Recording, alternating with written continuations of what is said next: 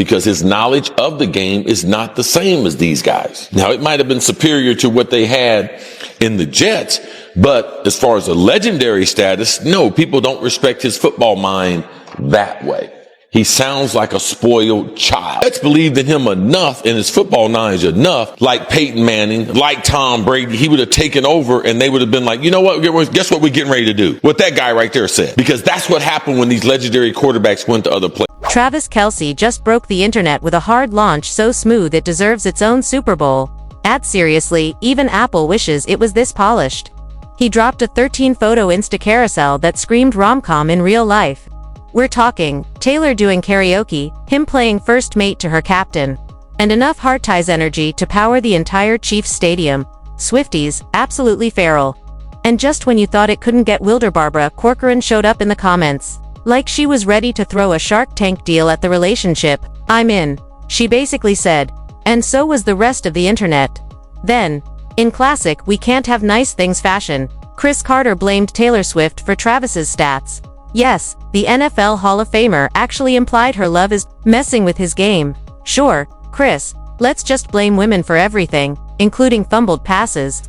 Meanwhile, over in mom world, Kylie Kelce is banning Blippi from the kids' screen time like it's a national emergency, because while the world is spiraling over Taylor and Travis, she's just trying to parent in peace without a grown man in orange glasses yelling at her toddlers.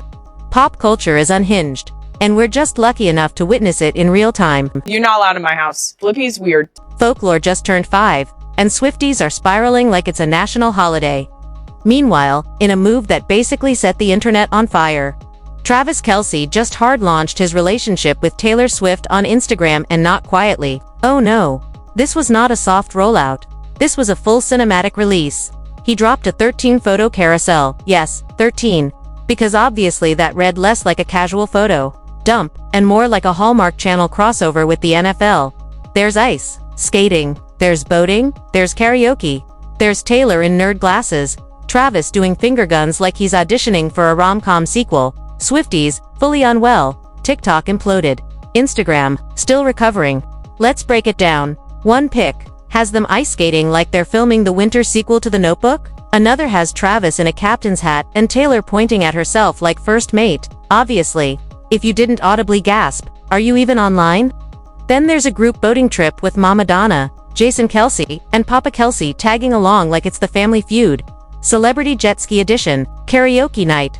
Taylor's belting ballads while every other celeb at the golf tourney is left blinking in the background like background actors in their own movie.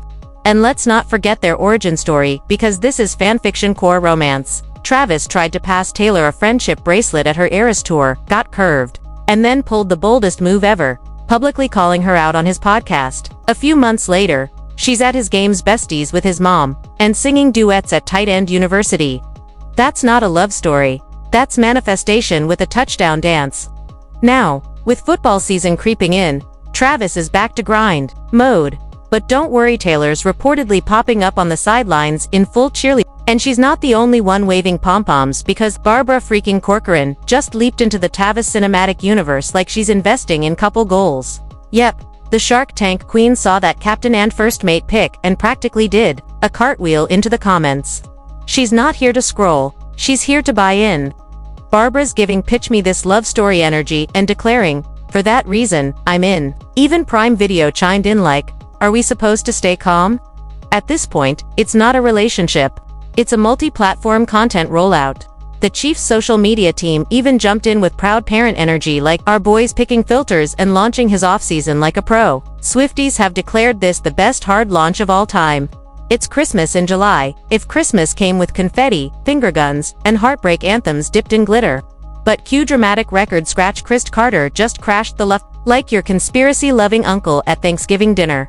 According to him, Travis dating Taylor is why he's not performing at peak on the field. Yup, because falling in love with a global icon equals fumbling your career. Makes total sense, right? He even suggested that Travis can't block, can't run, and basically can't think straight because, Swift, sir, are we diagnosing slow plays with astrology now? Let's check the tape. Travis had 58 yards and 6 catches in the AFC Championship, not his flashiest But he's also 36 years old, with more hits under his belt than a greatest hits album. Maybe let's not blame the woman who writes bridge breakdowns for sport for a slightly off game. Insiders are rolling their eyes so hard, chiropractors are on standby. But Travis, unbothered. On his podcast with Jason, he said, "Life is lit, man's thriving. Taylor's showing up for games. He's pulling up to her concerts. It's giving NFL X Eras Tours crossover, and honestly, we're here for it." Meanwhile, over in Toddler Town, Kylie Kelce is fighting a very different kind of battle, toddler TV.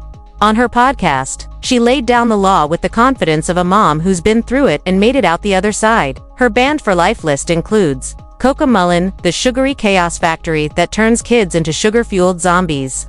Kylie's girls treat it like it's a jump scare from a horror film.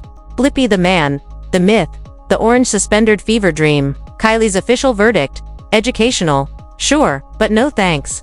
Translation: he gives her the Ike Teletubbies. Cue the millennial outrage.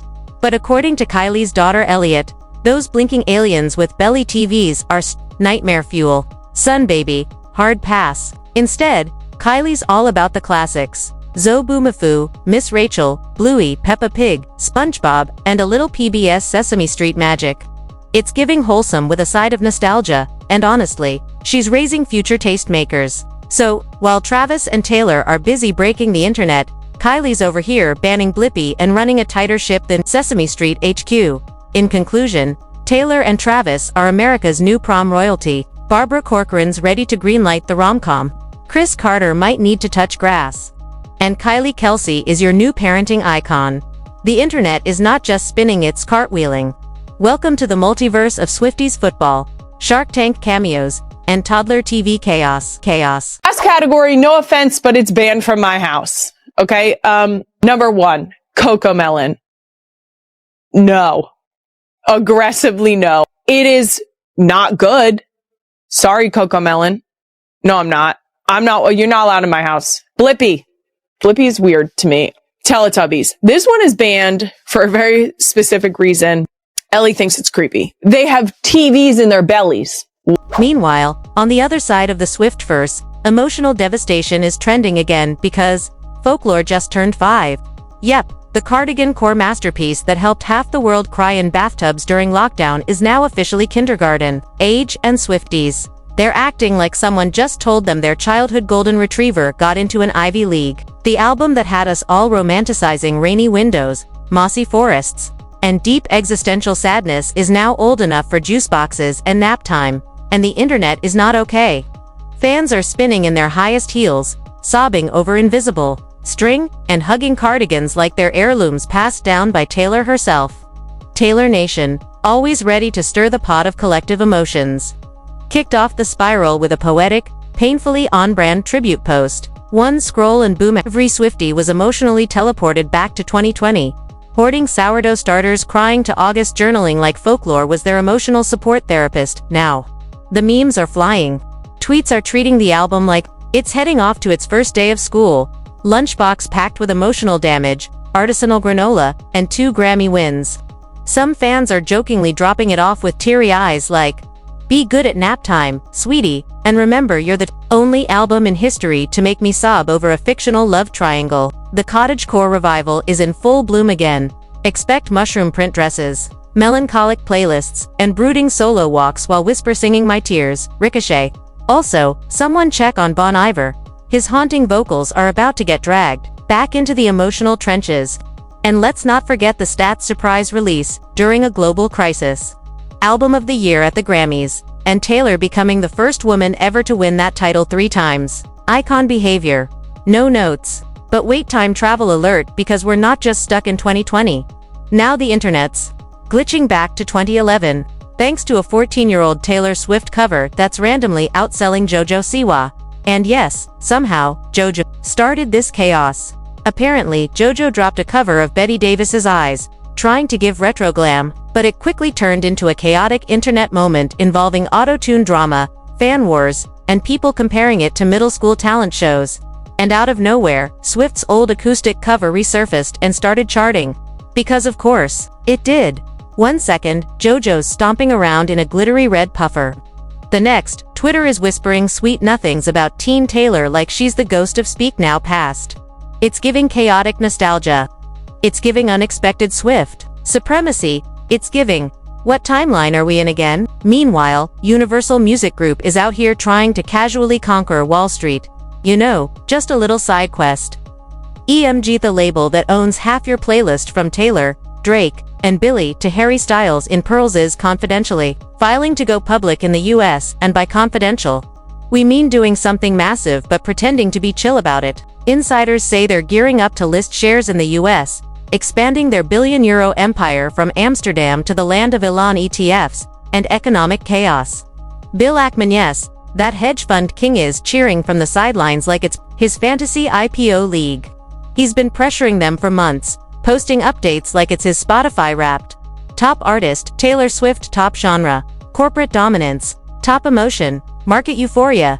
UMG isn't just a label, it's a pop culture super. They've got Billie Eilish whispering sad poetry, Drake trauma dumping over lo-fi trap, Taylor rewriting emotional history, Harry Styles serving gender-fluid excellence in Pearls. This isn't a company, it's the Met Gala with stock options. But don't forget they've had their mess. Remember the TikTok war of 2024? When UMG yanked every major artist from the platform like a music industry temper tantrum. Yep, Swifties were muted. Gen Z was lip-syncing to elevator music, and the internet staged a full-blown meltdown until everyone kissed, made up, and signed a peace treaty in May. So let's recap. Folklore's turning 5 and emotionally destroying everyone again. Taylor's teenage covers are accidentally charting thanks to JoJo Siwa. Universal Music is sneaking into Wall Street like it's the Hunger Games for record labels. And Barbara Corcoran is out here, standing Travis and Taylor like they're pitching on Shark Tank. The Swiftiverse is a multiverse of nostalgia, chaos, capitalism, and couture cardigans. And honestly, we wouldn't have it any other way. Stay tuned, and don't forget to pack Folklore's lunch. It likes its sandwiches with a side of emotional trauma and legacy-defining art.